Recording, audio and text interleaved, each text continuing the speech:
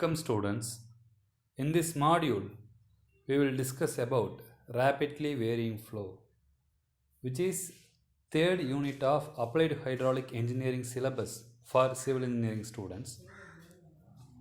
In this topic, we will discuss about rapidly varying flow.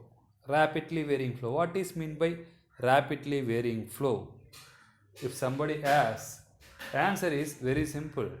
Rapidly varying flow is nothing but defined as if flow properties, particularly depth varies suddenly or rapidly with respect to distance, then that is called rapidly varying flow.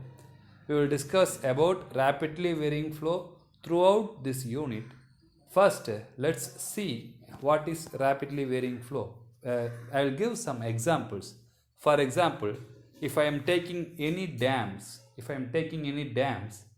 there will be some spillways அதாவது water வந்து எக்ஸஸாக store ஆச்சுன்னா அதை வந்து release ஆகிறதுக்காக use பண்ணுற passage. Okay, there will be spillways. We already saw so many videos and we might saw in TVs also waters are coming out from the dams. If you see there will be a huge variation of its depth with respect to its distance. Let's see on diagram. You may see if I am taking this dam, before a dam there will be a free surface of water, there will be a formation of afflux also, which was discussed in second unit. Here, after flowing in spillway, there will be a sudden variation in depth. For example, I am considering section 1. In section 1, depth is very minimum, but at section 2, depth is very higher. So here depth at section 1 is very less, depth at 2 is very high, depth at 1 is very less, so there flow will be supercritical. We know what is supercritical flow. For supercritical flow, Froude number will be greater than 1. Okay, at section 2 flow will be subcritical, where depth is higher, so flow will be subcritical, there Froude number is less than 1. So here flow is changing from supercritical to subcritical. Depth also varying rapidly comparing to section 1. In section 2, depth is almost 7 or 8 times greater than depth 1. Okay, so from this diagram we can see and we can visualize what is mean by rapidly varying flow. Rapidly varying flow is nothing but if flow depth varies suddenly, then that is called rapidly varying flow. In rapidly varying flow, very important term is hydraulic jump, which will be discussed throughout this entire unit. Okay, now we will see what is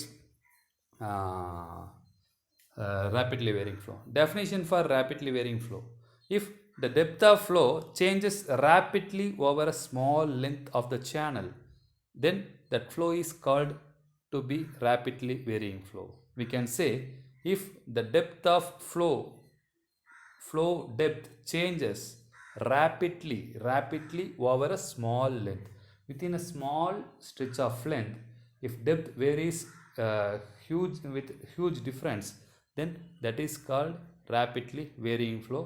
That can be called as RVF. Okay, this is called rapidly varying flow. Let's discuss what is the characteristics of rapidly varying flow, which is very important thing. Here pressure distribution will not be hydrostatic. In gradually varying flow, we assumed pressure distribution as hydrostatic, but here pressure distribution will not be hydrostatic. Okay, then the rapidly varying flow occurs in short distance. As I said, within a short distance there will be huge difference in its depth. Okay, so therefore the losses due to shear at the channel boundaries are small. So here due to short distance, there will be very less losses due to shear comparing to gradually varying flow. Okay. If you coming for third point, the velocity distribution coefficients are usually far greater than unity. We already in fluid mechanics we saw about kinetic energy factor and momentum correction factor. Here both that factors will be greater than 1. Okay, that cannot be accurately determined. Okay, that cannot be accurately determined. Then fourth point is, since the rapid variation in flow regime offers take place in a relatively short distance, friction is comparatively small. Here it's a very important point, because we know what is rapidly varying flow means. Depth of flow variation occurs within very small distance. So because of that there will be no friction, there will be no shear. Like that we cannot assume as hydrostatic pressure distribution. Okay. Next, separation losses or eddy losses may occur in rapidly varying flow. This is a very important thing. In a gradually varying flow or uniform flow, there will be no formation of eddies. Eddies is nothing but wheels. அதாவது வந்து சுழல்னு சொல்லுவாங்க இல்லைங்களா, இந்த water வந்து அப்படியே spin ஆகும் இல்லைங்களா. there will be a lot of losses due to eddies in this rapidly varying flow. Okay, these are the characteristics of rapidly varying flow, which is not important in with respect to exam point of view, but here you can consider 3 points. Pressure distribution is non-hydrostatic, friction is negligible, shear stress is negligible. Then here formation of eddies will be there in rapidly varying flow. These are the points which can be considered for characteristics. Other than these points, we can neglect all other points. Okay. Next, let's see the difference between gradually varying flow and rapidly varying flow. As I said, gradually varying flow means here depth of water occurs over changes with respect to long distances. Here depth change will occur over a long distance. Example, backwater in dam. In rapidly varying flow, depth of water increases rapidly over a short length. Okay. Then in gradually varying flow, it is not always possible to have uniform depth across the section.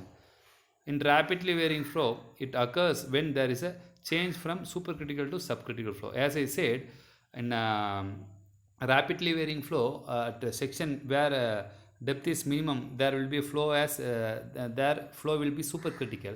Where depth will be maximum, there flow will be subcritical. So in rapidly varying flow, flow changes from supercritical to subcritical. But in gradually varying flow, depth uniform depth is not possible. There will be a slight increase in depths. Okay. Next, in third point, friction affects the gradually varying flow. But in rapidly varying flow, friction is not at all an important thing, because here length is very minimum. Then fourth point is in gradually varying flow, we assumed pressure distribution as hydrostatic, but here rapidly varying flow, pressure distribution will not be hydrostatic. Then one more point is, in gradually varying flow there will be no eddies. Okay, eddies or currents. But in rapidly varying flow there will be a lot of eddies and there will be lot of currents. Okay, these are the differences between gradually varying flow and rapidly varying flow. Once again we will see what is rapidly varying flow. Rapidly varying flow means depth of flow changes rapidly over a small length. Here depth of flow changes in very small length. Okay, within a short stretch of length there will be huge difference in its depth. Okay, its characteristics are pressure distribution is not hydrostatic, then there will be loss due to eddies, friction losses are negligible. Okay, here there is a difference between gradually varying flow and rapidly varying flow.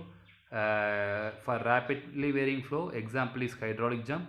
For gradually varying flow, example is backwater or drawdowns. Okay, in backwater you might know the one important term called afflux. Okay, don't forget about that afflux. Then in gradually varying flow, friction losses will be there. In rapidly varying flow, there will be no friction loss. In gradually varying flow, pressure distribution is hydrostatic. In rapidly varying flow, pressure distribution is not hydrostatic. In gradually varying flow, there will be no formation of eddies. In rapidly varying flow, there will be a lot of eddies and currents. Okay, next, hydraulic jump. We know what is hydraulic jump. Hydraulic jump is nothing but we can say the rapidly varying flow definition to hydraulic jump. If you come to second line, the depth of water which increases rapidly over a short length of the channel is called hydraulic jump. The depth of water which increases rapidly over a short length of the channel is called hydraulic jump. It is also known as standing wave. Another name for hydraulic jump is standing wave. Okay, generally it occurs whenever flow changes from supercritical to subcritical. As I said, here flow changes from when hydraulic jump occurs. At starting of hydraulic jump, flow will be supercritical. At the ending of hydraulic jump, flow will be subcritical. Okay, during this transition, water surface rises abruptly. Surface rollers or currents, as I said, eddies are formed. Intense mixing occurs. Okay, for example, if I am considering a water supply unit for entire town, if I would like to mix chlorine for water supply, we have to mix chlorine as a disinfectant. If I am mixing chlorine in a normal place, we have to mix with a mixing device. If I am making on setup as hydraulic jump, and there if I am applying chlorine means there will be no need of any extra mixing devices. So whenever there is a mixing is required, we can make use of this hydraulic jump concept. Okay, now let's see. This is a hydraulic jump or rapidly varying flow. At section 1, depth is very minimum. At section 2, depth is higher. At section 1, flow is supercritical. At section 2, flow is subcritical. Okay. Next, as I said, let's discuss about practical application of hydraulic jumps. First of all, it is used to dissipate the energy. For example, we may think why we are making hydraulic jump at the exit of dam. Water வந்து டேம்லேருந்து வெளியே வர இடத்துல எதுக்காக hydraulic jump கொடுக்கணும் நீங்கள் கேட்கலாம். If I am not providing hydraulic jump provision at exit of dam, then there will be no water energy loss in water. அதாவது வாட்டருக்கு there will be energy because water will be stored up to 100 feet or 80 feet in dams. If I am releasing that water without any energy dissipation, it will go with higher velocity. So dam விட்டு water வெளியே போகும்போது full வெலாசிட்டியில் போச்சுன்னா there will be erosion. Erosion means அந்த beds ஃபுல்லாக என்ன பண்ணிட்டு போகும்னா water will erode பண்ணி அங்கே இருக்கிற சாயில்ஸ் எல்லாத்தையும் ரிமூவ் பண்ணிடும். Okay, to remove that to prevent scoring or erosion, both are same terms which can be used in irrigation engineering also. Here it is used to dissipate energy in water flow over dams, weirs and other hydraulic structures that prevent scoring downstream from the structures. Okay, for if we are not providing hydraulic jump provision, then water will move with higher velocity that causes a scoring of soil. To avoid that only, we are providing hydraulic jump as energy dissipators. Okay, next, it is used to recover, head or raise the water level on downstream side of the measuring flume and thus maintain high water level in the channel for irrigation or other water distribution purposes. As I said, if velocity is higher, then there will be a lesser in its depth. For example, as I know, if velocity increases, its depth decreases. If velocity decreases, in depth will be increasing. So at the exit of dam, if I am leaving that water with higher velocity, then there will be very lesser depth of water. Okay, to increase the depth, because depth increasing will affect two things. It reduces the velocity. Okay, first thing. So reducing velocity, we have to provide higher depth, so to increase the water level. For that also we are providing this hydraulic jump provisions. So because of this hydraulic jump, two things are happening. First things is velocity reducing, second things is scoring of soil reducing. These 2 points are to be considered for practical application of hydraulic jump. Then another thing, very important points. Next, it used to increase weight on apron. For example, apron is nothing but a structure which is at the outlet of dams. Okay, here if I am water is moving with higher if we are providing hydraulic jump provision, then it really increases the weight of the structure. Then next, fifth point is important point. We neglect the fourth point. Fifth point is, it is used to mix chemicals. As I said, for applying water, for applying chlorine in water, we will provide with this hydraulic jump provision. Then sixth point also important point. This is to aerate the water. We know we are drinking water. Water has oxygen. Okay, if this water is jumped in air, then air and water will mix in hydraulic jump process. So it is used to aerate the water. Then for seventh point is, it removes air pockets. What is mean by air pockets? Means due to less pressure, cavitation or anything, there will be some air locks in the pipe systems. If we providing this hydraulic jump criteria, that will reduce the air pockets also. Okay, 4 points are important point. First point is, it is used as energy dissipator to prevent scoring. Then it increases the water level and reduces the velocity. Then it is used for mixing the chemicals. Then it is used to aerate the water. These four are the important points. Remaining points we can neglect. Okay, now let's see the different types of hydraulic jumps. Purely hydraulic jumps are classified based on Froude number. We already know what is Froude number. Froude number is nothing but velocity divided by root of g times hydraulic depth, that is nothing but depth of the water usually. Okay, based on this hydraulic jump only, we will having 6 types of hydraulic jumps. First one is undulation jump. Undulation jump is happen if fluid number is in the range of 1 to 1.7. If fluid number in the range of 1 to 1.7, then undulation jump happens. Next, weak jump. Weak jump happens when fluid number is between 1.7 to 2.5. Okay, 1.7 to 2.5. Okay, next, oscillating jump. Oscillating jump is nothing but little bit increase in its depth of water. Okay, there will be some roller also, there will be some formation of roller also. Oscillating jump will form if fluid number is between 2.5 and 4.5. Next, steady jump. Steady jump occurs when fluid number is between 4.5 to 9. Next, very important, strong jump occurs when fluid number is greater than 9. Here it's an important point to be considered, as energy dissipation will be at a percentage of 85%. Okay. Next, this is the 5 types of jump.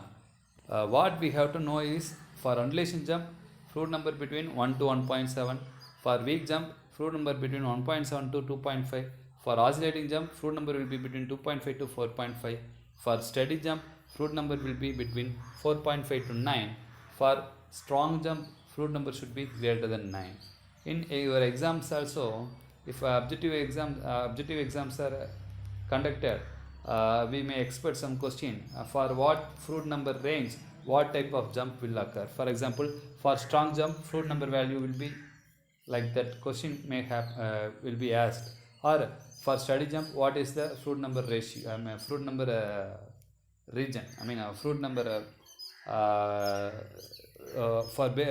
ranges for which fruit number range study jump will occur. Like that questions are maybe asked in your objective exams. Okay, so in this the types we just know we have to know what type of jump occurs at what fruit number range. That is that itself is enough for uh, that itself is enough for your objective exams. Okay, because in objective exams there will be no need for drawing diagrams at all. But if it is descriptive exams, then we have to draw each and every diagram for individual cases. Then we have to write up the contents also. Okay, here there is no much thing to discuss about content. In undulation jump there will be nothing happen, just there will be little undulation at surfaces. But in weak jump also slight ruffle means nothing but there will be undulations with little higher depth will form in weak jumps. In oscillating jump there will be some rollers and there will be some rip wraps. Okay, in steady jump, okay, here jump energy dissipation will be at a percentage of 45 to 70%. Here little increase in its depth variation. But strong jump, additional waves are formed in conjugate depth. That means depth variation is very high. Okay, these are the different types of jumps. Okay, so in this first module of unit 3 we discussed about what is mean by rapidly varying flow, what is mean by rapidly varying flow, then what is the difference between what is the characteristics of rapidly varying flow, then differences between gradually varying flow and rapidly varying flow, then what is mean by hydraulic jump, then we discussed about diagram, then what are the practical applications of hydraulic jumps, then classification of hydraulic jumps. Okay, in next module we will discuss about what is mean by what is the derivation for hydraulic jump. Okay, that is very important derivation in case of descriptive exam, but for objective exams we may expect final output, final formula for examination purpose. Let's discuss about that in next module. Okay, thank you. Until that, you revise these concepts and if possible try to see any textbooks, R.K. Bansal or Subramania. In there you will get a clear ideas. At the same time, if possible, try to solve one or two problems in hydraulic jumps. Okay, thank you.